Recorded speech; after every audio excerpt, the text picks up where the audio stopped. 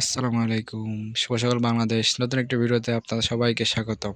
এটা বাংলাদেশ ভবনে আজকে আমার ৭৭তম দিন এবং ৪৮তম জেলা গোপালগঞ্জ।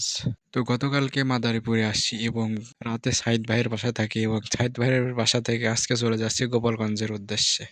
এবং ভাইকে অসংখ্য ধন্যবাদ যা আমার এত সুন্দরভাবে আপ্যায়ন করার জন্য। এবং আজকে একটু দেরি হয়ে গেছে, এবার সকাল সকাল উঠে পড়ছে। তো আজকে দিনটা অনেক সুন্দর। তো চলেন যাওয়া যাক সামনে। তো গ্রামের মাটির রাস্তা পার হয়ে এখন উঠলাম পিচের রাস্তা এবং এই রাস্তা চলে গেল টেকেরহাট এবং টেকেরহাট থেকে আমি চলে যাব একবারে গোপালগঞ্জ রোডে এবং রোড থেকে গ্রামে নেবে আবার সেই গোপালগঞ্জে।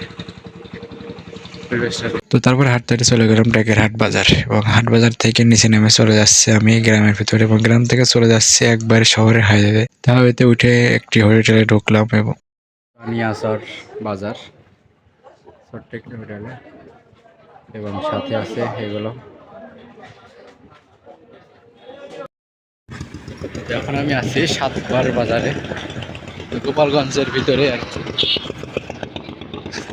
বাজার। এইদিকে তো আওয়ামী লীগের ঘাঁটি গোপালগঞ্জ টুঙ্গিপাড়া, সবাই জানে। তো এখন আমি আছি ৯ নম্বর সাতপাড়া ইউনিয়ন পরিষদ এবং বাজার তো পিছনে পার করতে আসলাম। হচ্ছে গোপালগঞ্জ সদরের ভিতরে আর কি। এবং আমি আর সামনে আর কিছু পথ বাকি আছে এখনো, কিছু পথ বলতে অনেক আর কি। আর এদিকে তো আওয়ামী লীগের ঘাঁটি, যেটাতে সবাই জানে। এবং আমি যেদিকে ছিলাম এদিকে এখনও আছে, এখানে ধরেন হিন্দু বসবাসকারী বেশি আর কি, হিন্দুদের। তো ভালো লাগলো। তো এখন আমি আছি বটতলী বাজার। বাজারটা অনেক ছোট, তবে জাঁকজমট আছে অনেক। ভিতরে আবার অনেক দোকানও আছে, এই পাশে নাই বাট ওদিকে আছে।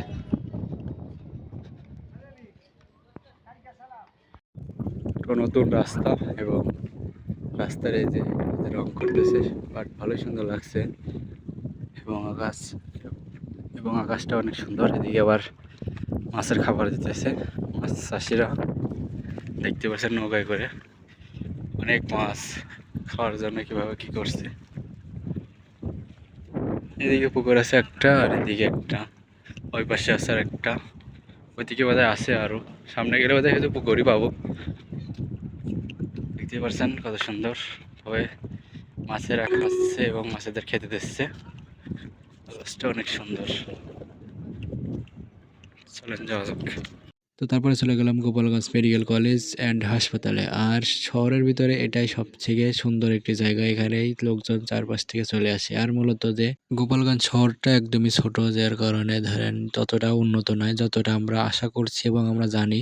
এবং আছে ইউনিভার্সিটি এবং গোপালগঞ্জ যেটা সব থেকে জনপ্রিয়, সেটা হচ্ছে শেখ হাসিনার বাবার বাড়ি। ওটাই সব থেকে দেখার মতো ভালো জিনিস এবং ভালো পর্যটক কেন্দ্র, এবং এটা মেডিকেল কলেজ এবং ইউনিভার্সিটি। তো এই তিনটা সব থেকে জনপ্রিয়, যেটা গোপালগঞ্জের ভিতরে আর কি। তো তারপরে আমি যখন মাদারীপুর থেকে গোপালগঞ্জে আসি তখন নাইমুল ভাইয়ের সাথে দেখা হয় এবং নাইমুল ভাই বলেন যে আমার বাসায় থাকবেন রাতে, সমস্যা নেই, আমার থাকা জায়গা আছে বা আমি রাখতে পারবো রাতে। তো তারপরে গোপালগঞ্জে এসে ভাইয়ের সাথে যোগাযোগ করি এবং ভাইয়ের বাসায় চলে যায় এবং তারপরে খাবারের আইটেম করে অনেকগুলো। তো যাই হোক, আমি ভাবতে পারিনি যে আমার জন্য এত কিছু আইটেম করবে। তো ভাইয়ের সামর্থ্য অনুযায়ী অনেক কিছু করছে এবং আমি ভাবতে পারিনি আমার জন্য এত কিছু আয়োজন করবে। তো যাই হোক, ভাইকে অসংখ্য ধন্যবাদ। তো তারপরে খাওয়া দাওয়া শেষে ভাই আমাকে নিয়ে চলে গেল শহর দেখাতে, যেটা আমার পুরো শহরটা ঘুরে দেখাইছে। আর গোপালগঞ্জ শহরটা কিন্তু একদমই ছোট, মানে যতটা ভাবছিলাম যে অনেক বড় হবে বাট ততটাও না। তো যাই হোক, ভাই আমাকে অনেক সময় দিয়েছে এবং অনেক ঘোরাইছে।